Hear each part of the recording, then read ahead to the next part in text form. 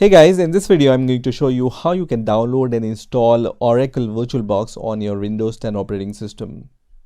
So Oracle VirtualBox is a free and open source hosted hypervisor for virtualization. In other words, VirtualBox allows you to install many operating systems virtually on your host operating system. So let's say I want to install Ubuntu operating system virtually on my Windows operating system. I can do that using VirtualBox. So for installing VirtualBox, just open your favorite browser and search for VirtualBox, and the first link which will appear here will be from virtualbox.org. So we are going to just click on this link. So once this website opens, if you are not directly redirected to the downloads page, you can click on this downloads link and you will be able to see this kind of downloads interface. We want to download the VirtualBox for Windows, so we are going to select Windows hosts, and once you click on that link, you can see the download of this VirtualBox exe has been started, which is around 108 megabyte. So once this executable file is downloaded, I'm going to just click on this executable file and I'm going to just minimize the browser. The first window looks like this, so I'm going to just click on the next button here, and this is the location where your VirtualBox will be installed. So if you don't have the good reason to change this path, just go ahead and click next, and just leave everything as default. Click next and then click yes, and then click install, which is going to start the process of installing the VirtualBox on your Windows operating system. In between, you will see these kind of messages which will ask you to install some device related software. So I'm going to just click on install,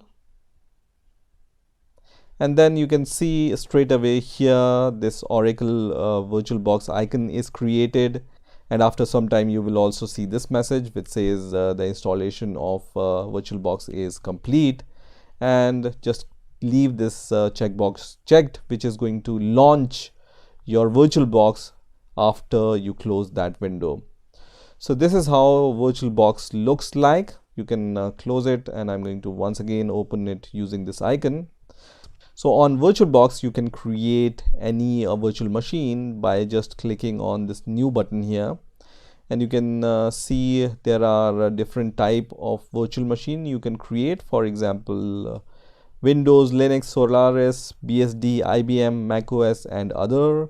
So let's say I want to just install Ubuntu. I will just type Ubuntu here, and you can see this type is Linux, and from here you can choose the version of Ubuntu you want to install. So you can choose 32-bit or 64-bit, and then go to the next step, and then you can choose the other options like memory and the processors and other things, right?